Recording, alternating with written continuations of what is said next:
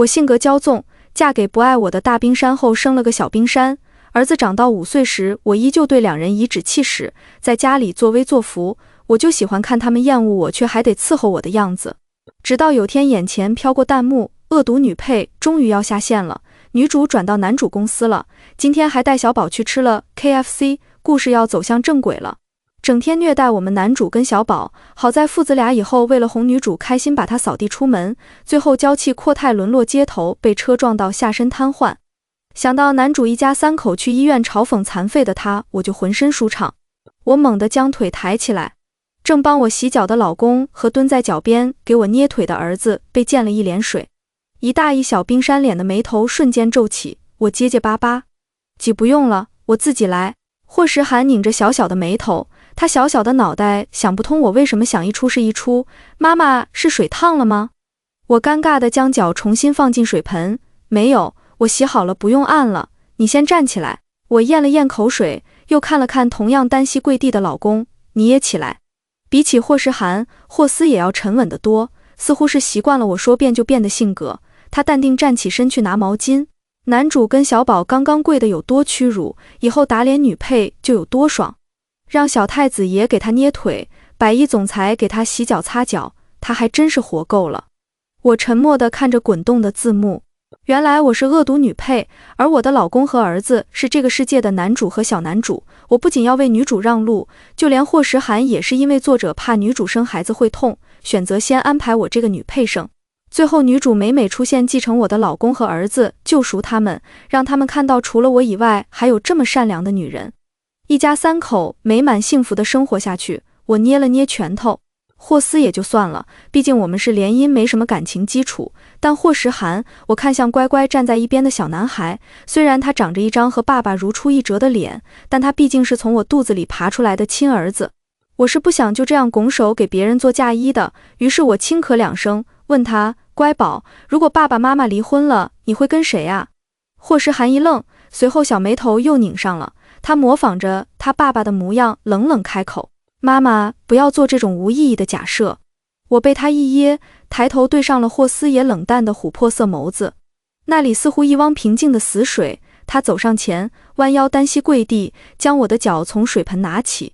别在孩子面前说这些。霍时涵点点头，小大人似的转身朝门外走，我回去睡觉了。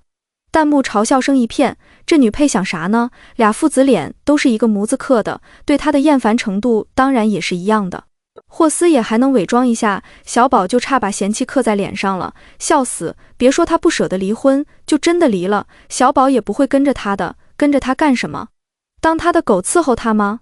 他存在的意义就是做天做地后被抛弃，然后断腿惨死，达到爽文效果。我心脏狠狠一跳，二话不说拿起霍思爷手中的毛巾，我自己来。霍思也眉心微微蹙起，但最后也没说什么，躺在床上。我努力消化着弹幕传递的信息，我撩起睡袍，看着自己修长白皙的腿，这么长这么匀称，我不能接受以后失去它们。苦思冥想后，我决定先改变自己对老公和儿子的压榨。按照弹幕所说，我确实控制不了男女主相遇。即使我让霍思也将那女主辞了，他们也会在下个路口遇见。但如果儿子看到我是一个温柔的妈妈，兴许我和霍思也离婚时，他愿意选择我。这样想着，我抬头就看到了刚从浴室出来的霍思也。男人腰间围着一条浴巾，未擦干的水珠顺着胸前的肌肤慢慢朝下。看见我将睡袍撩起裸露2条腿躺在床上时，他擦头发的动作顿了顿，瞳孔瞬间晦暗。我还在苦思冥想应该怎么做一个贴心的好妈妈，一抬头就看到霍思也已经从衣柜拿出了我曾给他买的男人战袍。他左手拿着黑白花边，右手握着紫色蕾丝，耳尖有些红，木着一张脸看我，似乎在征求我的意见。眼前弹幕疯狂尖叫，屏幕怎么黑了？有什么东西是我尊贵的会员不能看的？女配，我不骂你了，你把摄像头打开，让大家一起品鉴你老公的大胸肌呗。季春晓，老公大家玩，混个好人缘，快打开摄像头，让我们也看看。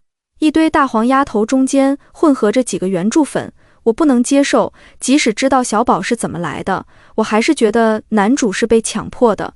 女配是看不到她老公每次都冷着一张脸跟她作恨吗？我也觉得男主明明第一次就拒绝过，他每次还强迫别人穿，就为了满足自己的怪癖，真恶心。没事想想，现在架在男主身上的腿不久后就没了，我就不这么生气了。我深吸一口气，看着马上要换衣服的霍思野，一把拉过被子盖住自己的腿。我今天没兴趣，早点睡吧。说完这话，整个房间的空气都仿佛凝滞了。弹幕欢腾，哟，天亮了，男主脸色好像不太好看，女配又干什么了？还能干什么？强迫别人穿衣服被拒绝了呗。你看男主捏那件花边衣服的指节都白了，忍辱负重。我也发现霍思野脸色差得不像话，特别是没兴趣3个字一出，他的脸肉眼可见黑了不止2个度。从前确实霍思野每次换衣服都不情不愿，我要连哄带骗，这回我看到翻滚的弹幕更是大气都不敢喘。知道了，霍思野的嗓音和他本人一样清冷禁欲。他随手将衣服丢进衣柜，掀开被子躺了进来。我捏了捏被子里自己的腿，长舒一口气，还好保住了，爱你老腿，明天见。次日醒来，天光大亮，我从房间出来就看到了坐在客厅的一大一小。我刚坐下，霍思野就起身去厨房帮我拿面包。霍时涵哼哧哼哧抱起牛奶朝我这边走，踩着凳子就要给我倒，弹幕又在吐槽，女配死的真不冤，家里这么多保姆，她非要男主跟小宝伺候她，纯属没事找事。就是说什么让小宝养成良好的服务习惯，以后坠到婆家就不会被嫌弃，小太子爷需要入赘吗？还美曰其名让男主给儿子树立好榜样，我看他就是存心折磨他们，满足他的控制欲。我眉心狠狠一跳，抬手握住了霍时涵的小胳膊。霍时涵抬头疑惑地看着我这次放了1勺半的糖。我接过牛奶，自己倒进杯子，咕咚咕咚喝了2口。这种小事妈妈自己做就好了，你赶紧吃饭吧。霍时涵看着我，似乎不能理解我为什么变得这么奇怪，但还是转头坐回了自己的座位。霍思也从厨房出来，有些为难地看着我。沙拉酱没了，已经让王妈去买了。我一手拿过三明治，没事，没有沙拉酱也能吃。空气安静，就连保姆也有些诧异地看着我。霍思也看着空掉的掌心，他的眉头越皱越深。妈妈，你居然没有把三明治丢到爸爸脸上。儿子眨眨眼。我深吸一口气，我从前这么恶劣吗？弹幕已经替我回答了，女配怎么突然转性了？她不是起床气最大了吗？上次没有沙拉酱，她发脾气将三明治直接丢出去了。看把咱小宝吓得高冷小表情都绷不住了，以为他妈鬼上身了。我咬了一口三明治，心虚的不敢再看弹幕。一小片青菜从里面滑落，直直地掉在了我的大腿上。看着脏掉的家居服，我下意识轻皱眉头，一张纸巾轻轻覆盖上我的腿，紧接着视野里出现了一只骨节分明的手。霍思野的手很大，几乎覆盖了我的大腿。我瞳孔骤然猛缩，仿佛看到我的美腿变得隐形透明，随后插上翅膀跟我 say goodbye 了。我眼疾手快将青菜抖落，随后抬头就撞进了霍思野清冷的眸子。这种小事我自己来。我勉强笑笑，随后转过头对儿子说，以后不用帮我捏腿倒牛奶了，妈妈自己做就好了。霍时涵眉头重重地拧在一起，声音冷冷的，妈妈，你是生病了吗？我一噎，这孩子，我对他好，他说我有病，一顿饭我安安静静，没有闹腾让任何人帮我拿纸巾倒牛奶。霍时涵抬头看了我好几次，小眉头一次比一次皱得深。霍思野的视线似有若无地游离在我身上，又慢慢挪开，直到霍思野带着霍时涵离开家，我才将自己重重摔在沙发里。看着挂在正中间的超大婚纱照，我揉了揉眉心。其实我和霍思野联姻前我就暗恋他，然而他就是一块冰山，我的小姐妹在他那都栽了跟头。我有我自己的骄傲，做不来追人的事，更别提追一座这么难啃的冰山。就在将对霍思野的那一丁点好感快要扼杀在摇篮里时，两家的联姻将我们绑在一起。我至今记得刚结婚那会，我按捺不住内心的雀跃，却在书房外听到他和朋友的对话。季春晓在圈子里出了名的骄纵，你真是倒大霉了。霍思野的声音很淡，我听到他说各取所需罢了，联姻不就是这样？刚刚踊跃起的小小火苗彻底熄灭，在心上人面前伪装乖巧不过数月，我彻底死心，摆烂地将自己最真实的一面暴露出来。反正像他所说，我们各取所需罢了，家里大到家电家具，小到地毯，我都要按照自己喜欢的方式装。霍思也从来不管。只有这张巨大的婚纱照，我要摆在客厅正中央时，他轻蹙了下眉，放在这里，不搭，很丑。我当时堵着一口气，他哪里是不喜欢婚纱照，分明是不喜欢我。但霍思也冷淡的性格也造就了他不计较的好脾气。于是我变本加厉，开始指挥他为我做这做那，强迫他穿不喜欢的衣服，只为了满足我。霍思也有时也会不满，但他表达不满的方式也只是轻皱眉头。霍思也皱眉的时候很好看，他本就帅得仿佛谪仙，我最爱看他皱眉，仿佛画里的清冷仙尊活过来了。平静的话终于有了别样的表情。这些年因为他纵容默许我的一切，我有时甚至会产生一种他爱我的错觉，但看着那张冰山脸，他对保姆和对我的表情并无二致，我就知道是我排卵期又到了，才会产生这种错觉。王妈找人把这个照片拆下来。我抬手指着那巨大的婚纱照，这是当初刚结婚时对霍思也还有幻想的少女满心欢喜挂上去的。6年，少女已经逐渐看清，我在霍思也眼里跟别人没有任何区别。其实我能接受无爱的婚姻，但眼前的弹幕一直像个监控一样，向我现场直播男女主此刻在做什么，让我无端心烦。女主给男主倒了咖啡，男主抬头看她了，磕死我了啊！女主文件打错了也没发现，真是个小笨蛋。男主待会看到会被她可爱到吧？我闭眼，选择先睡会。睁眼时，窗外雷声滚动，大雨瓢泼，手机震动，是霍思也在客厅睡着了。他声音淡淡，我轻冲了声，斟酌2秒，他开口：我今天要加班，如果太晚就不回去了，晚上让霍时涵陪你睡。我还没答应，眼前弹幕飘得飞快。男主确实在加班，但我们女主也在公司哦。下雨天公司里就剩几个 NPC 和男女主，想想都很暧昧。我就爱看这种双强，男主清冷工作狂霸总，女主也是事业型女强人，哪里像某个娇妻？就是打个雷都怕，还得让人陪，老公不在就让儿子陪，巨婴吗？被骂巨婴的我深深吐出一口气，不用，你好好工作吧。我话音未落，抬头就看到不远处站着的霍时涵，他板着一张小脸，不知道站在门口听了多少。随着我抬头看，镜头也偏移了2秒，儿子什么都没说，安静地脱下背包转身进了屋。霍思也倒是出声了，你后面的背景墙。我扭头看，原来趁我睡觉时，那张婚纱照已经摘下来了。照片呢？他问我，我如实回答，找人扔出去了，你好好加班吧。挂了。霍思也没说话，脸色骤然阴沉，但我压根没注意，看着空荡荡的背景墙，皱眉思考，我是不是应该挂个东西给补上？空荡荡的确实难看。晚饭后，窗外的雷声依旧没停，我揉了揉发酸的眼睛，再睁眼，小小的男孩抱着一本故事书，一本正经地站在我面前。走吧，我去哄你睡觉。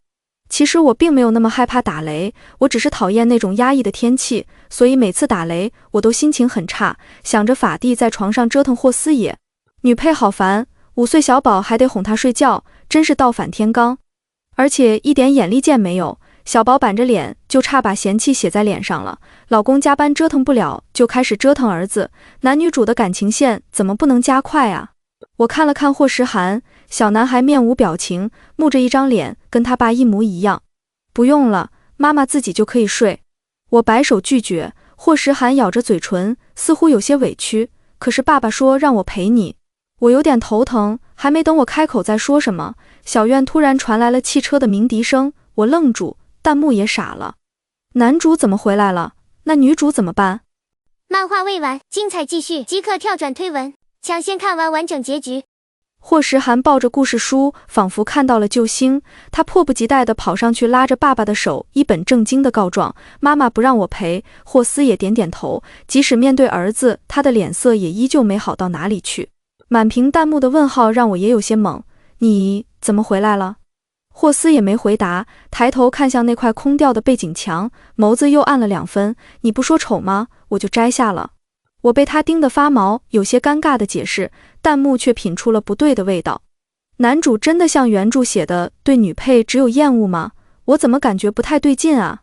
当然啊，你没看男主脸黑成这样了吗？肯定是发现儿子搞定不了这个作精，怕他折腾小宝特意赶回来。看着确实像不耐烦的样，霍思也拍了拍儿子的头，去睡觉吧。霍时涵眨眨眼，将视线放在我身上，今天也不要按腿吗，妈妈？我慌忙摆手，不用不用。霍时涵瘪了瘪嘴，眼里似乎有着星星泪光，随后又立马板上脸，不死心地问，肩膀也不需要。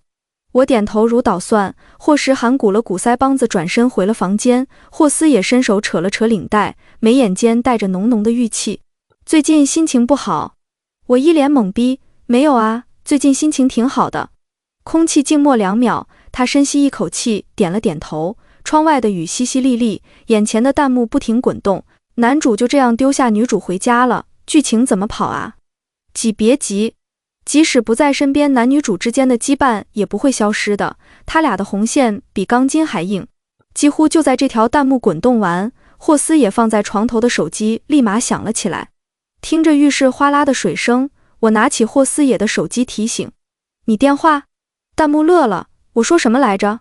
女主这不就打电话来了？女配不会要接吧？尊重别人隐私会不会？真恶心。楼上的别怕，即使他接了，也只会让男主更厌恶他，他又不是没接过。原著里有次不仅偷偷接了，还破口大骂女主，被男主一把抢过去摔了个狗吃屎，丢人死了。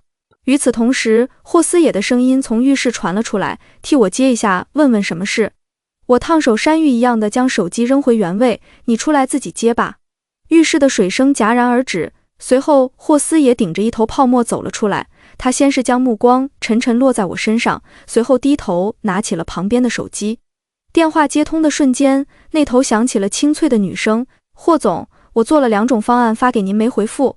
安静的房间里，对面女声格外明显。霍思也没说话，目光落在我脸上，似乎在等待什么。我也很尴尬。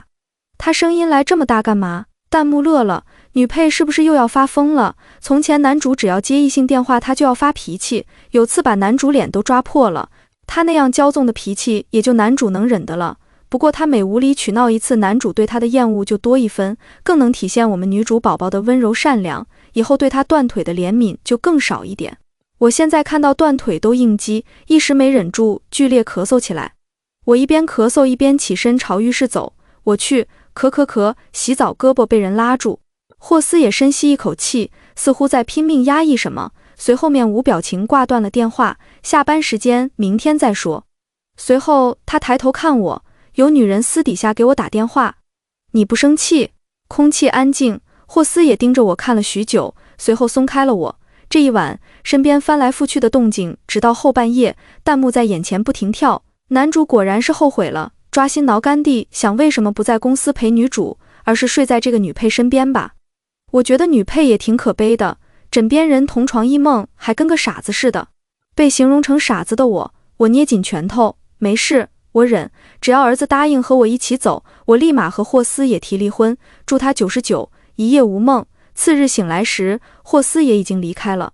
走到客厅，儿子坐在餐桌旁，见我过来，眼睛直勾勾地盯着我。我走上前去摸了摸他的脸，霍时涵小小的身形一僵，随后耳尖越来越红，他脖子不动声色地向后缩了缩，躲闪的意味很明显。我的手僵在半空，有点尴尬。弹幕嘲笑我，看不出来别人嫌弃他吗？真想像女配这么痴痴傻傻的活一辈子。他到底什么时候能懂自己只是个女配？最近讨好意味这么明显，父子俩也没一个搭理他。小宝跟他爸爸一样双标，女配碰一下都不愿意，女主昨天给的糖却放在枕头下珍藏不舍的吃。我瞳孔骤然猛缩，比起霍思也迟早会爱上别人，这句话对我的杀伤力要强100倍。我虽然经常在家里折腾儿子，但他是我身上掉下的一块肉，我只是喜欢逗他，看他小年纪冷着脸，我就想折腾一下他。他小大人一样的皱着眉头，我觉得可爱极了。而现在弹幕告诉我，不管我怎么努力，我的儿子依旧会根据剧情更喜欢另一个女人。我不死心地拉来椅子坐在他身边，霍时涵扭头看了我一眼，小屁股在凳子上挪了挪，离我远了2分。我心凉了半截，却还是问，乖宝，你是喜欢？话还没说完，小男孩低下头喝了口牛奶打断我，妈妈，我都说过了不要这么叫我，喊我霍时涵就好了。奶声奶气，说出的话却硬邦邦，他低垂着头，耳尖通红，弹幕笑死了。小宝都快烦死他了，一点自知之明都没有。小宝憋气憋得脸都红了。昨天女主喊小宝，他答应的可甜了，结果今天女配喊他宝宝，他就冷脸拒绝，果然随他爸对女主忠贞不渝。我手指蜷缩，眼眶有些发热，看着男孩快掉下去的屁股蛋，明明都半个身子歪出去了，也要离我远远的。我突然感觉挺没意思的，强行拖下去，看着老公儿子一步一步跟着剧情爱上什么女主，看着自己因为嫉妒发疯，最后落的那个下场，真是没意思极了。我将手收了起来，转身回了房间，弹幕还在跳。我怎么突然感觉女配有点可怜？加一，楼上的别圣母，谁让她不是女主呢？霍时涵离开后，我进入了他的房间，看着放在枕头下的糖，我的五脏六腑仿佛都被揉碎了，剧情还真是可怕的存在。我居然真的在心里极度的发狂，还没见过所谓的女主，就因为儿子更喜欢她，我就已经开始讨厌她了。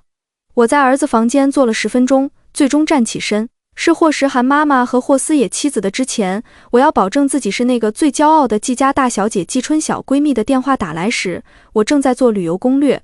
我不想因为变得极度狰狞扭曲、歇斯底里，变成他们口中的恶毒女配。我应该出去散散心，反正父子俩也从不在意我去了哪里。我帮我接个孩子。闺蜜似乎在忙，那边有点吵。我诧异的开口：你什么时候生的？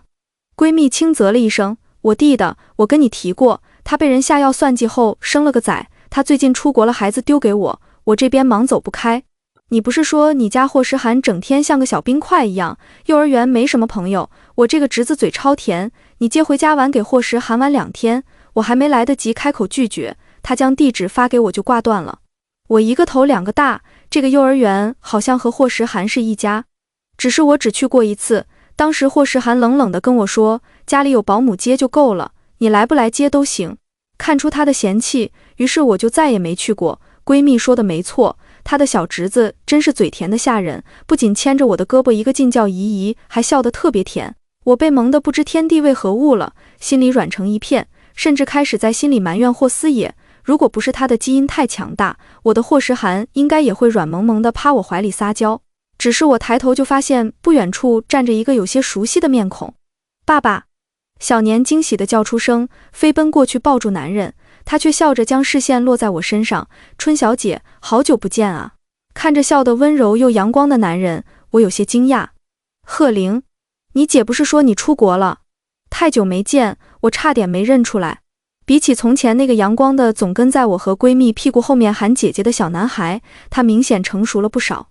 刚回来，既然孩子爸爸来接了，我就打算离开，可小年却抱着我的胳膊一个劲地晃，姨姨再陪陪我吗？面对如此萌物，我实在说不出拒绝的话。小年说自己要吃炸鸡，我们只好就近找了一家店，只是我没想到会在这里碰到霍时涵，他旁边站着一个漂亮的女人。小宝今天想吃什么？嫣嫣阿姨请客。女人笑得很好看，霍时涵抬手指向一个套餐，却突然僵住，纷乱嘈杂的炸鸡店一时变得异常安静，只剩眼前的弹幕疯狂滚动。我勒个豆，什么情况？这剧情乱套了，女配怎么这会就撞见小宝和女主了？女配不会当场发疯打小宝吧？看把小宝吓得都不笑了。不过这修罗场看得我好爽，女配和她身边的这个男人还挺搭的，两人牵着的这个小娃娃也乖，乍一看以为他们是一家3口呢。胳膊被人晃了一下，小年甜甜的开口：姨姨，我看不见那个面板，要姨姨抱着看。霍时涵站在不远处，刚刚灿烂的笑已经彻底不见了，他安静地看着我，我被他冰凉的视线刺得眼睛有些红。说来可悲，自从儿子3岁以后，我再也没见过他笑得这么开心，再一次见到居然是在别的女人身旁。小宝好像看仇人一样，哈哈哈，果然是小孩，情绪一点都不会掩藏的。他将女主护在身后，怕女配上来发疯吧。我要是女配就有点自知之明装没看见了，他儿子那脸色摆明了不想认他。我沉默着将手边的小年抱起来，忽视了不远处的霍时涵。我余光瞥见霍时涵的小脸绷得更紧了，似乎在紧张，又似乎在生气。自从在店里看到我，霍时涵再也没笑了，他静静地看着我和小年，眸子冷得吓人。透过窗户，我看着霍时涵小小的背影，他任由女人拉着手离开了，我觉得有些可笑。我的儿子会躲避我的触碰，却这样乖巧地让别的女人牵着走。看出我的魂不守舍，贺玲一整顿饭都在努力逗我开心，他从小就很活泼粘人，他儿子倒是跟他很像。渐渐的，我被他带着一起回忆童年的糗事，倒是心情好了不少。吃完饭，我刚想拒绝贺玲要送我回家的请求，小年眨巴着大眼睛抱着我不撒手。我轻笑，他还真是跟你小时候一模一样，粘人。贺玲眸子微闪，春小姐还记得，从贺玲车上下来，小年像个八爪鱼一样挂在我身上。最后贺玲无奈下车，将小娃娃从我身旁强行剥离，塞回车里才算作罢。看着渐渐远去的汽车，我扭头朝家走，只是一回头吓我一跳。昏暗的路灯下站着一大一小两个身影，霍时涵绷着小脸握紧拳头，霍思也倒是没什么表情。他们不知站在那里等了多久，见我看过来，霍时涵冷冷地扭过头转身朝家走。弹幕察觉出了不对，你们觉不觉得这一大一小像两个阴暗爬行的阴尸男鬼？有点那个味了。刚女配一回头，差点被把我吓死，两个人都阴着脸，为啥呀？他们不是很讨厌女配吗？楼上的不懂了吧？按剧情，今天女主应该是跟男主和小宝一起吃饭的，但是不知道为什么小宝闹着要回家，导致男女主到现在还没单独相处过，男主不郁闷才怪呢。我收回视线，抬脚进了门，霍思野的视线落在我身上，我搓了搓胳膊，总觉得有些冷。诡异的氛围一直持续到晚饭时，霍时涵不愿意吃饭。保姆有点头大，夫人，不然您去喊小少爷，他最怕您了，您说什么他都听。莫名的，这话落在我耳朵里有些刺耳，威他早就吃炸鸡吃饱了，我还去强迫他干什么？信不管我做什么，他依旧对我只有恐惧和厌恶，何必再去碰一鼻子灰，胡随他吧。我说。霍时涵的房间安静2秒，突然门被一把拉开，是他红着眼眶瞪我，你不管我是不是要给别人当妈妈？我一愣，还没说什么，他突然像再也憋不住一样嚎啕大哭，爸爸就是个骗子，说什么妈妈最喜欢他，我以为只要学他的样子妈妈就会更喜欢我，骗子骗子大骗子。我已经太久没有见过霍时涵脸上出现其他表情了，哪怕是一个笑脸，一个沮丧的表情。因此在看到他崩溃地嚎啕大哭时，我是懵的，弹幕也懵了。小宝咋了？怎么突然哭得这么厉害？我怎么听出了一丝不对劲？小宝不是讨厌季春晓这个妈妈吗？怎么感觉他好像很喜欢的样子？霍时涵哭得上气不接下气，像是一股脑把自己的委屈全吐了出来。妈妈今天抱别的小朋友了，我不吃饭也不管我，也不让我给他按摩，我都努力装高冷了，他根本就没有越来越喜欢我，他喜欢别的小孩了。空荡荡的客厅里回荡着霍时涵的哭声，我反应过来蹲下身，霍时涵的脸因为哭泣长得通红，男孩精致的脸蛋上满是泪痕，看得我不免心疼。说什么呢？妈妈没有不喜欢你。我抬手去擦他的眼泪，霍时涵顺势朝我怀里钻。妈妈现在不喜欢爸爸这样的冷脸人，才不喜欢我了是吗？是不是因为今天那个叔叔笑得好看，才喜欢他那个笑得好看的小孩？那我也学那个叔叔，妈妈不要喜欢别的小孩。我满头问号，这孩子到底在说什么？霍时涵已经2、3年没有像现在这样乖乖趴在我怀里了，即使他什么都听我的，但只要我摸他抱他，他都会皱眉反抗，随后冷着一张脸躲得远远的。此刻小男孩软乎乎的靠在我怀里，哭得一抽一抽的，抓着我的衣摆，仿佛我随时会离开。我不学爸爸了，我学叔叔，妈妈不要讨厌我。他一抽一噎。我扭过头，虽然儿子语言颠倒，但我还是听出了一点关键信息，那就是我的宝贝并不讨厌我，而是霍思野这个狗教他一些乱七八糟的东西。我扭过头，霍思野皱着眉，神情有些莫名，被我盯着，他有些无辜。我什么都没干，真的。他有些急切的解释，弹幕都看出来不对，这该死的求生欲，生怕老婆误会的样子，怎么有点好磕？对，你确实没教，你只是告诉儿子季春晓就喜欢你这样的而已。楼上的，我怎么越听这话越觉得这男人像是在跟儿子炫耀呢？霍时涵似乎一股脑将这些年的委屈都哭出来了，他捏着我的衣服死死地扒着我，一直哭得有些累了，也不愿撒手。我无奈地将他抱回他的房间，放在床上。霍时涵眼睛红彤彤的，水光盈盈。妈妈，我乖乖的，你不要不喜欢我行吗？他瘪着嘴从枕头下面摸出了那颗糖果，这是爸爸的手下给的，给妈妈吃，妈妈不要喜欢上别的小朋友。我看着那颗糖果，心脏某处酸软的地方仿佛被狠狠撞击到，弹幕懵了，这什么情况？女主不是和小宝相处得很愉快，小宝超喜欢她吗？怎么现在对女配这么嗲？小宝看电视看多了，那是下属什么手下？我突然替女主感到伤心，带小宝这么久就只是得到了手下这个称呼。可是我一直都想说，男主没有要女主带孩子啊，每次都是女主自己主动找小宝玩，要带他吃肯德基什么的，小孩子肯定难以拒绝这样的垃圾食品。看着眼睛被泪水冲刷过，亮晶晶的霍时涵，我忍不住问他，那你不让妈妈碰你，不让妈妈叫乖宝，都是在模仿爸爸？霍时涵小脸又红了，但这次他没有板着一张脸，而是乖乖回答，是因为妈妈只要碰我，我就忍不住想傻笑，就好开心好开心，可那样就不像爸爸了。我沉默，霍时涵又紧张地盯着我，我现在不想学爸爸了，一点都不学了。他紧张的模样，仿佛生怕我说出讨厌他。我觉得荒谬，又觉得一切都有迹可循。儿子似乎确实一直在模仿霍思野的行为，只是我从没朝那方面想过。我以为他和他爸爸一样，天生就是冷脸怪。回想弹幕说霍思野和女主的红线比钢筋还硬，斟酌2秒，我试探开口，那乖宝，如果妈妈和爸爸……我还在斟酌用词，霍时涵已经坐起身，我可以学叔叔，妈妈现在不喜欢爸爸这样的，喜欢叔叔那样的。我回想了一下，才明白他说的是贺玲。你不用模仿谁，你就做你自己，你是妈妈的孩子，你什么性格妈妈都喜欢。霍时涵眼睛亮亮的，一眨不眨地盯着我。真的吗？真的吗？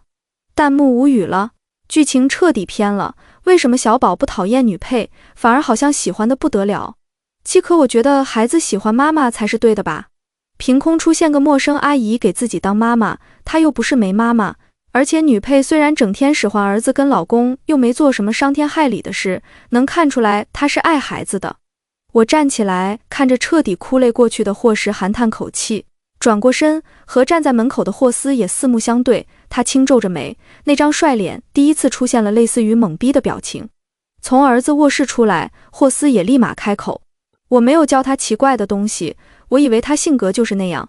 我点点头，我犹豫几秒开口道，我知道你的性格是天生的，但我觉得对儿子影响太大了，孩子会无意识模仿大人的行为。霍思也抿了抿唇，我继续说，反正我们也没什么感情，不如离婚吧，我也可以改。我们同时开口，空气彻底安静。霍思野的脸色很难看，他盯着我，似乎不可置信。你说什么？我也很烦躁，那些弹幕这些天将我折磨得不行，我快烦死了。儿子的话让我意识到，霍思也知道我喜欢他，可他婚后却依旧冷冰冰。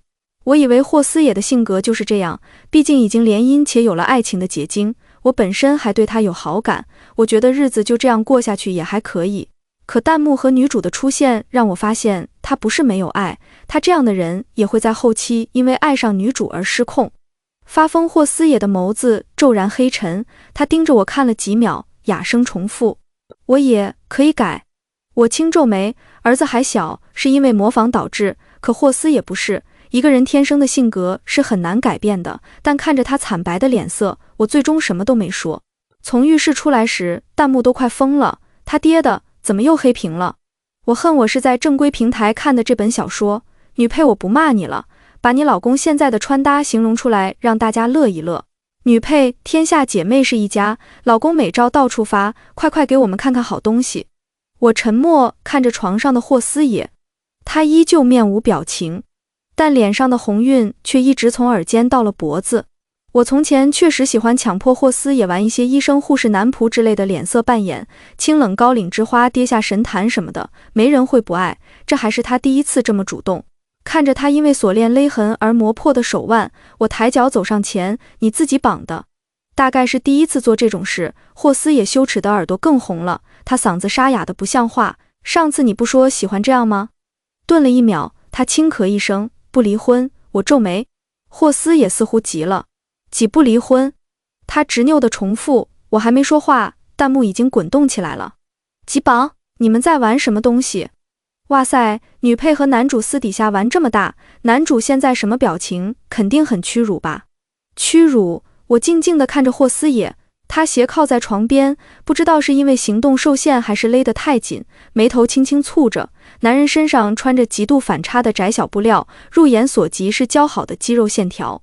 闺蜜曾说，霍斯也是我们圈子里唯一一个不用任何手段就能把人迷死的生物，可现在他偏偏还用了手段。我咽了咽口水，那些弹幕仿佛自动虚化了。我抬手轻轻划过霍斯野的小腹，随着男人一阵闷哼，眼前一连串的红色感叹号差点没把我吓死。女配亵渎男主就是不对，男主是女主的，已经定好的结局怎么可能改变？女配现在怎么折磨男主，未来就会被剧情杀怎么折磨？现在绑的是男主的人，以后绑的是自己的腿。女主控读者发疯了，我的手猛地收了回去。霍斯也眉头皱得很深，眼神迷离，似乎在询问我为什么停下，色字头上一把刀，美色误人。我都要和他离婚了，又来勾引我。我捂住眼睛，不去看霍斯野的身体，也不去看那些红色感叹号，空气仿佛凝滞。一阵哼 naken 的动静后，霍斯野的声音传了过来，睡吧。我放下手，看着已经背过身去的男人，男主刚刚是不是掉眼泪了？疼的吧？女配也不知道搭把手给人家解绑，就我总觉得事情没那么简单。一夜无梦，次日刚睁眼，一张帅萌的脸就这样放大在眼前，我被吓了一跳。霍时含笑的眉眼弯弯，眼睛亮亮的，宝贝妈妈早上好。随后吧唧一口亲在了我脸上，我懵逼的眨眨眼，弹幕快被萌翻了。我的乖，冷脸萌你的对手来了，纯萌，女配怎么这么能生？一大清早给我看的想无痛当妈了。霍时涵扭着小屁股爬到床上，还踩了一脚刚醒过来的霍斯野。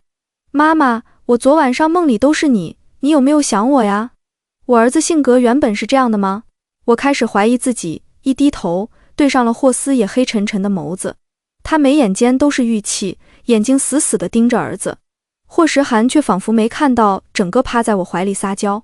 妈妈，我跟保姆阿姨学着做了个煎蛋，你要尝尝吗？专门给妈妈做的哦。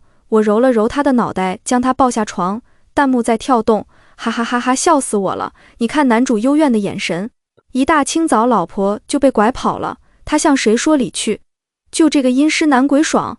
男主是女主的，男主是女主的，楼上的别叫了，女主到现在连男主办公室都没进几次，反而女配把人睡了一遍又一遍，到底谁好磕我们？又不是瞎子。我脚步一顿，扭头去看。霍斯也来不及收起的阴郁表情立马映入眼帘，儿子也顺着我的视线回头，空气安静几秒后，他小大人一样的悠悠开口，妈妈，我今天早上用小手表打给班上最受欢迎的青青了，他说没有人会喜欢冷冰冰的人，都喜欢暖乎乎的人，那我以后暖乎乎妈妈喜欢我吗？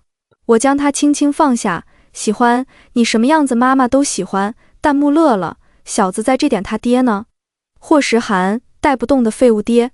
这是我嫁给霍斯野6、7年来吃的最热闹的一次早饭。霍时涵仿佛将这几年没说过的话都说了个遍，没撒过的娇都撒了个遍。他抱着牛奶瓶给我倒奶，从厨房端出自己的爱心煎蛋。我刚吃饱，一只小肉手就放在了我的肩膀上。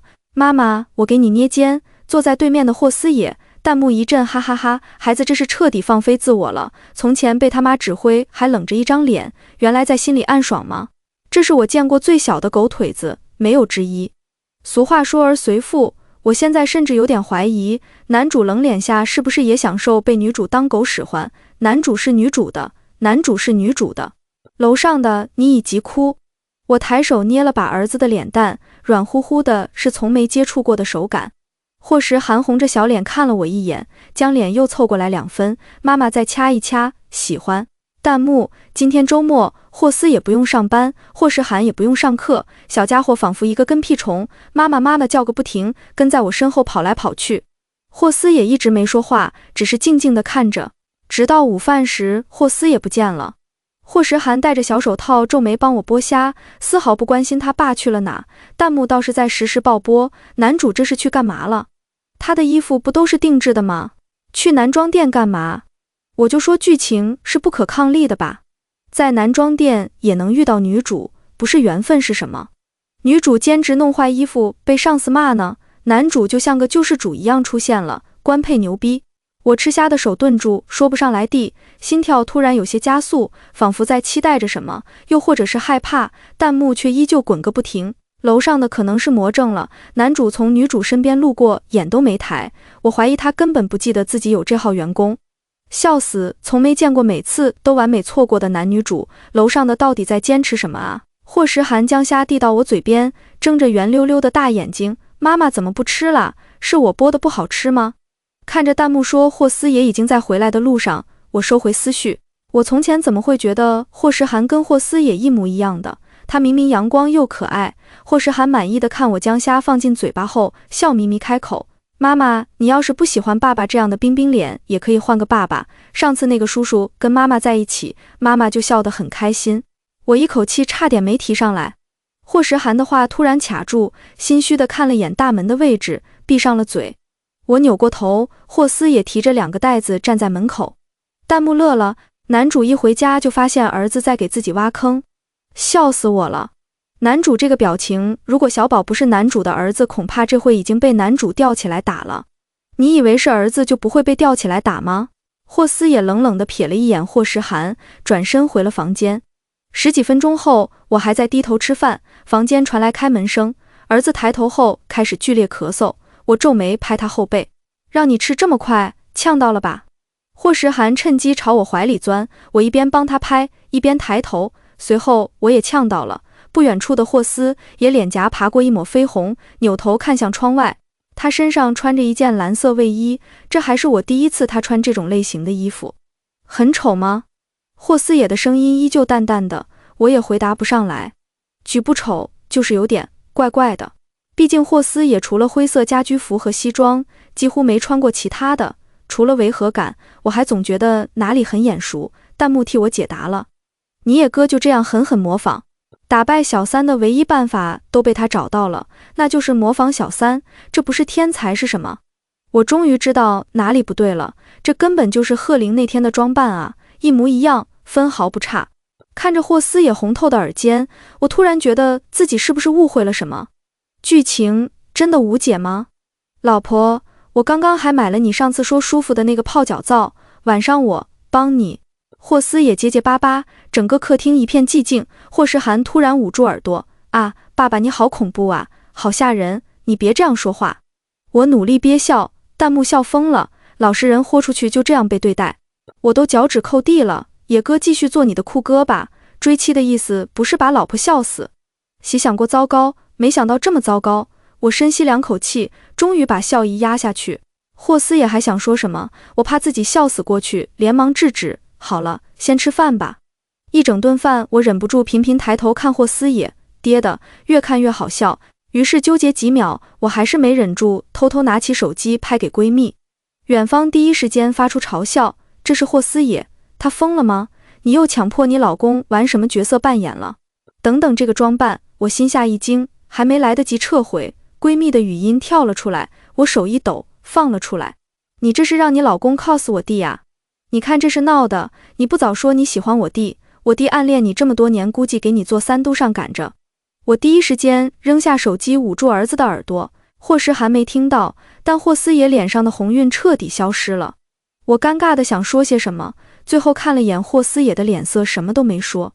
晚上，儿子再次跪在我脚边帮我捏腿，霍思野穿着那身卫衣端来泡脚水，安静地垂下头帮我洗脚。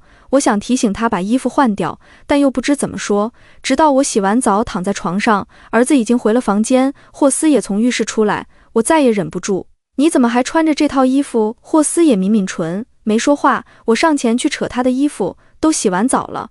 后脑勺被人捧住，男人急切地吻了上来，弹幕一片哀嚎。我都昧着良心磕你俩了，咋还不给看？禁欲太久，霍思也急切的不像话。这次眼前再没有弹幕提醒我断不断腿，全是大黄丫头的求直播。情到浓时，我伸手主动揽着霍思野的头凑上去。男人停顿1秒，眼眶骤然猩红，动作也更加放肆。再次从浴室出来，我的手脚都软得不行，却发现霍思野坐在床边一动不动，身上还穿着那套卫衣。我皱眉上前戳了戳，都是汗你还不脱？弹幕滚动得飞快，你老公哭喽，掉小珍珠喽。我一愣，捧起霍思野的脸，果然眼眶通红，泛着盈盈水光。我咽了咽口水，妈呀，霍思野这副样子怎么这么你？咋了？女配是个木头吧？还问，直接亲晕他不就不哭了？做的时候不给看，现在哄老公让大伙出主意，还能咋了？以为自己穿了这身衣服才能陪睡，心里难受呗。我一愣，随后有些好笑。霍思也声音低哑，你就这么喜欢他，喜欢到只有我穿上这身衣服你才肯碰我？季春晓，你就是个三心二意的坏女人。我一噎，霍思也眼泪掉得更凶了。你喜欢我的时候就让我穿那些东西，我都答应了；不喜欢我的时候碰都不碰，我都那样勾引你，你都不为所动。我早就发现不对了，你不让我给你捏腿捶背洗澡，对我的身体也不感兴趣，明明你从前最喜欢了。我穿成他的样子你才碰我，你怎么？他深吸一口气，不离婚好不好？我也跟儿子一样，我会改的。你喜欢，我可以穿给你看，我可以学他，你别找他了，我可以做得更好。弹幕一阵省略号，没眼看没眼看，不值钱的样，真丢我们男人的脸。要脸没老婆，老婆都要离婚了，如果是我也不要脸了。沉默2秒，我决定告诉他实话，我没有不喜欢你，也没喜欢上别人，我只是因为我张口，却发现关于剧情一个字都说不出来。我瞪大眼睛，哦，还有加密系统。我再次尝试，依旧只张嘴不说话。霍思野的视线紧紧粘在我的嘴巴上，眸子逐渐晦暗。老婆，你好可爱。你这样嘴巴一张一合，是在勾引我吗？弹幕，男主疑似被情敌刺激疯了。我无语望天，最后决定摆烂。霍思野却认命地喟叹一声，吻了上来。不管因为什么，你在我身边就好。我再次从浴室出来，已经一点力气都没了。霍思野捏着我的手，老婆，我们公司很多人都有老婆送爱心午餐。我懒洋洋地替了一声，霍思野清冷的声线再次响起，我助理整天炫耀。我又亲了一声，昏昏欲睡。霍思野沉默，弹幕笑死了。野哥还是放不开，别扭死了。你直接说让老婆去公司给你名分不就行了？岂可是这样？女主和女配不就见面了吗？哎呦，你不说我都忘了还有女配。我猛地瞪大眼睛，色字头上果然一把刀。我怎么忘记自己是女配了？头脑风暴2秒，我扭过头，我不会做饭。霍思野眼睛亮亮的，我会，你只负责送就行。次日，我搜了许久件情敌战衣，狠狠打扮一番，提着午餐盒朝霍思野公司进发。弹幕也格外热闹，修罗场修罗场。说真的，这段时间我已经倒戈了，女主对不起，男主和女配真的很好磕。我捏了捏手心，莫名有些紧张。前台笑眯眯地迎接我，是夫人吧？总裁在前面等您。我一愣，抬头看着不远处的霍思野，他不上班站着干嘛呢？随后他带着我在公司转了5、6圈，我甚至要怀疑他是不是迷路了。弹幕笑死，男主这个心机，生怕别人不知道他老婆来了。我有些好笑，腿都酸了。刚想说差不多得了，抬眼却发现面前站着一个漂亮的女人。弹幕满屏的感叹号，我绷直了身体。我记得她上次带货时还去买炸鸡的女人，也是弹幕口中的女主啊！您就是总裁夫人。她显然也认出了我，四目相对，女人诧异的瞪大眼，看了看霍思野，又看了看我，诡异的沉默2秒。她看了看霍思野的头顶，霍思野眉头皱了起来，显然不明白这个员工干嘛挡在这里。带着我错开他朝办公室走，可没走几步，身后响起急促的脚步声，我心跳如擂鼓，弹幕也疯狂刷屏，要来了要来了，女配女主大撕，我这个女主党居然可耻的动摇了。抱歉，我想问您个问题。女人的声音很好听，她有些尴尬地看着我，就是小宝平时都喝什么奶粉啊？我儿子跟他差不多大，比他矮了半个头。我上次问小宝，他说都是你买的。我一直想有机会飞到问问您来着。我一愣，女人脸颊爬过一抹绯红。总裁这样的大男人估计也不懂，我老公就是，我每次让他买都会买错，方便的话能不能告诉我牌子？我耳边嗡鸣，人已经彻底傻了。弹幕显然比我还震惊。玩我呢？男主结婚就算了，女主怎么也结婚了？楼上的棋是谁呢？凭什么男主能结，女主不能？要我说，女主不仅能结，还能结18个。重婚警告，剧情彻底崩盘了。弃文+1。随后眼前的弹幕越来越淡，一只大手在我眼前晃了晃。霍思也轻皱眉头，冰山脸上带了些许担忧。你怎么了？我低头看自己的腿，突然很想笑，什么断腿残疾，什么剧情不可逆，这些神经病弹幕就会吓唬人。走进霍思野办公室，我再次沉默了。霍思野似乎忘记摘下来，随着我震惊的视线看去，脸瞬间涨红。当时拍了2张，家里挂不下了。霍思野的办公室里挂着那张他说丑的巨大婚纱照。他尴尬的不说话，霍思野的专属特助推文进来，飞到我有些意外。夫人您总算现身了，总裁每天都在念叨您忙得很，不过每天百忙之中还能抽出时间做爱心午餐，我们都很羡慕呢。我这个做精爱心午餐。每天我抬头去看霍思野，却只看到男人尽力维持的冷脸和红透的耳尖。我的冰山原来早已融化全文完。